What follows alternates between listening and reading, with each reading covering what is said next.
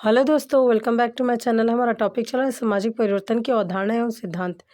इसके अंतर्गत आज हम सामाजिक परिवर्तन के सिद्धांतों को जानेंगे।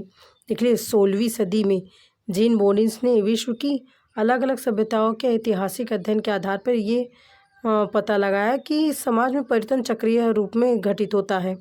हालांकि उनकी यह बात उस समय पूरी तरह से अस्वीकार की गई थी, लेकिन बाद में कुछ विद्वानों ने परिवर्तन के चक्रीय सिद्धांतों को जन्म दिया। 18वीं सदी में फ्रांस में यह मत प्रचलित हुआ कि विचार और चिंतन समाज में परिवर्तन उत्पन्न करते हैं।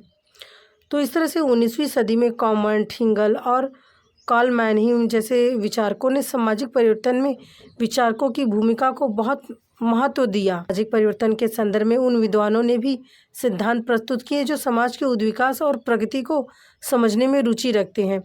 इस तरह से कॉमन, स्पेंसर, हॉबाउस ये सभी इसमें सिद्धांत में शामिल थे, उद्विकास वाले में। और फिर विद्वानों ने कहा कि सामाजिक परिवर्तन एक सीधी रेखा में कुछ निश्चित स्तरों से होकर गुजरता है और प्रत्येक समाज को इन स्तरों से गुजरना होता है।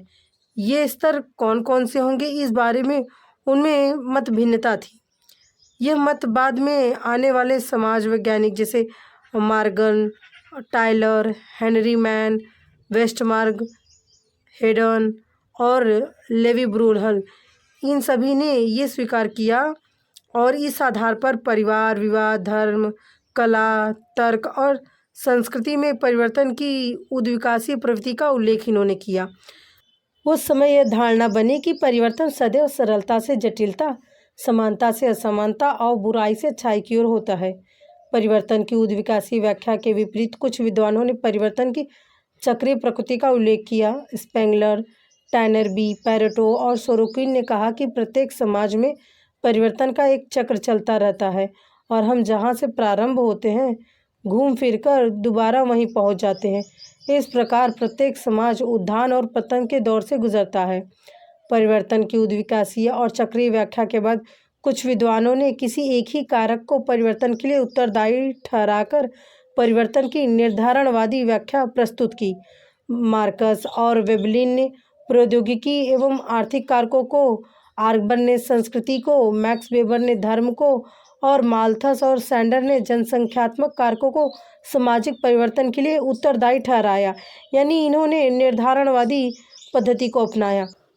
सामाजिक परिवर्तन को स्पष्ट करने के लिए जितने भी सिद्धांत अब तक प्रस्तुत किए गए हैं, हम उन्हें प्रमुख रूप से दो भागों में बांट सकते हैं, चक्रीय और रेखीय सिद्धांत। वैसे तो आज इस वीडियो में हम पहले सामाजिक परिवर्तन के चक्रीय सिद्धांत को ही जानेंगे। सामाजिक परिवर्तन के अगर चक्रीय सिद्धांत की बात करें तो चक्रीय सिद्धांतों को मानने वाले जो विद्वान हैं उनका मानना है कि समाज में परिवर्तन का एक चक्र चलता है। हम जहाँ से शुरू करते हैं घूमकर फिर दोबारा वहीं पहुँच जाते हैं। इस प्रकार के विचारकों की प्रेरणा विद्वानों को ज़्यादातर प्रकृति से मिली है। प्रकृति में हम देखते हैं कि ऋतु का एक चक्र चलता है।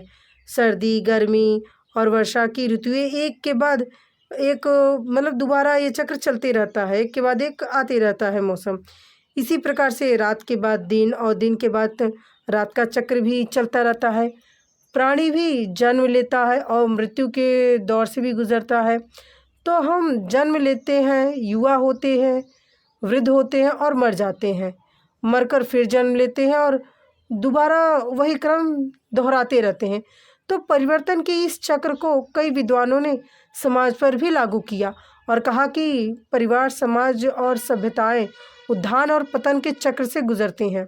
इसकी पुष्टि के लिए उन्होंने विश्व की अनेक सभ्यताओं का उल्लेख किया और कहा कि इतिहास इस बात का साक्षी है कि जो सभ्यताएं आज फल फूल रही हैं और प्रगति के उच्च शिखर पर है, वे कभी आदिम और पिछड़ी अवस्था में थी और आज जो सभ्यताएं नष्ट प्राय दिखाई दे रही हैं, भूतकाल में वे विश्व की श्रेष्ठ सभ्यताएं रह चुकी हैं।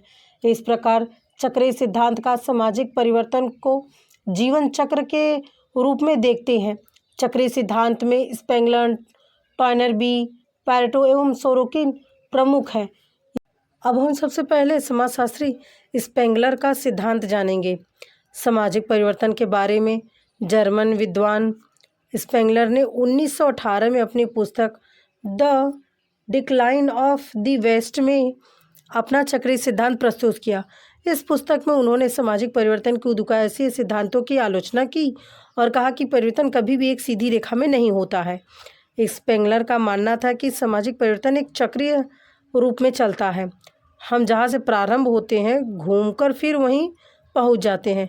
जैसे मनुष्य जन्म लेता है, युवा होता है, वृद्ध होता है, उसके बाद मर जाता है, फिर उसके बाद जन्म लेता है। यही चक्र मानव समाज और सभ्यताओं में भी पाया जाता है। मानव की सभ्यताएं और संस्कृति भी उत्थान और पतन की ओर जाती है, फिर निर्माण और विनाश के चक्र से गुजरती है। वे सभी मानव शरीर की तरह जन्म, विकास और मृत्यु को प्राप्त होते हैं।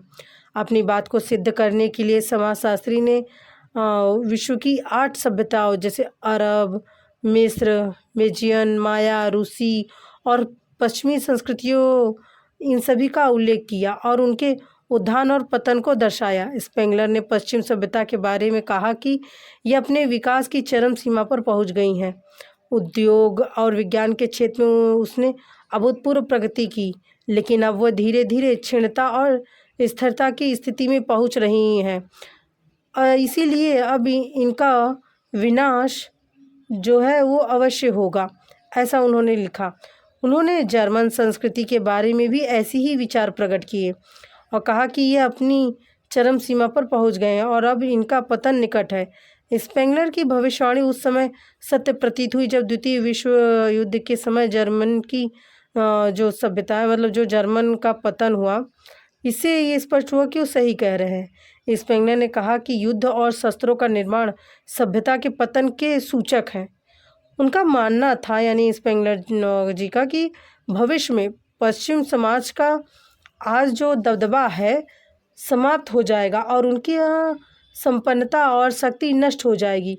अब उन्होंने ये भी कहा कि दूसरी ओर एशिया के देश जो अब तक पिछड़े हुए थे, कमज़ोर और सुस्त थे, अपनी आर्थिक और सैनिक शक्ति के कारण प्रगति और निर्माण के पथ पर बढ़ेंगे। और इसी के साथ उन्होंने ये भी कहा कि वे पश्चिम समाज के लिए एक चुनौती बन जाएंगे। इस प्रकार पश्चिम और एशिया के समाज के उदाहरणों द्वारा स्पेंगलर ने सामाजिक परिवर्तन की चक्रीय प्रवृत्ति को स्पष्ट किया। अब हम समालोचना भी देख लेते हैं स्पेंगलर के सिद्धांत की। स्पेंगलर के इस सिद्धांत ने बहुत समय तक लोगों को अपनी ओर आकर्षित किया, लेकिन इसे पूरी तरह से स्वीकार नहीं किया जा सकता।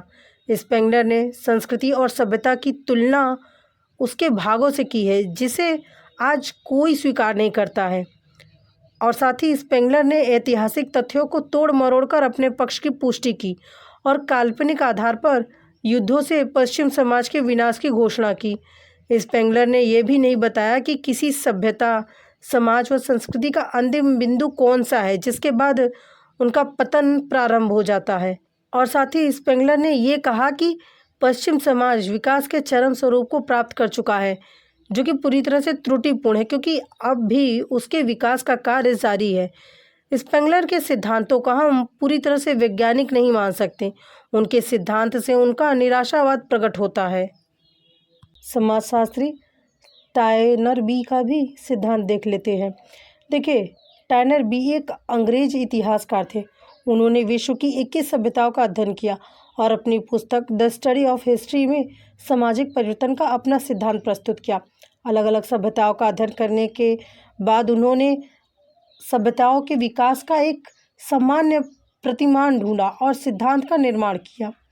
टायनर बी के सिद्धांत को चुनौती और प्रत्युत्तर का सिद्धांत माना जाता है, या प्रत्युत्तर मतलब चुनौती और प्रत्युत्तर का सिद्धांत भी कह सकते हैं। वे कहते हैं कि प्रत्येक सभ्यता को प्रारंभ में प्रकृति और मानव द्वारा चुनौती दी जाती है। इस चुनौती का सामना करने के लिए व्यक्ति को अनुकूलन की आवश्यकता होती है।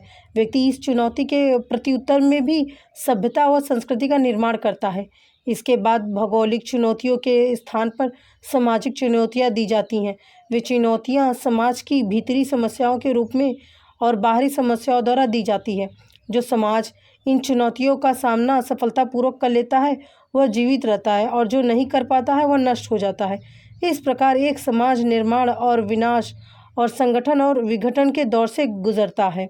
सिंधु व नील नदी के घाटियों में ऐसे ही हुआ है।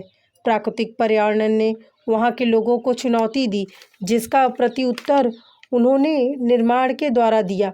सिंधु और मिस्र की सभ्यताएं भी इसी प्रकार की विकास की दृष्टि से देखी जाती हैं। गंगा व ओल्गा नदी ने भी ऐसी चुनौतियां दी, लेकिन इसका समुचित प्रत्युत्तर वहाँ के लोगों ने नहीं दिया, इसलिए वहाँ सभ्यता नहीं पनपी। तो इस तरह से टायलर ने अपने सिद्धांत को रखा। इनके सिद्धांत की अब समालोचना भी हम देख लेते हैं। टायलर भी का सिद्धांत वैज्ञानिकता से दूर एक दार्शनिक सिद्धांत प्रतीत होता है, लेकिन टायलर भी स्पेंगलर की तुलना में अधिक आशावादी हैं। उन्होंने परिवर्तन की समाजशास्त्रीय व्याख्या करने का प्रयास किया।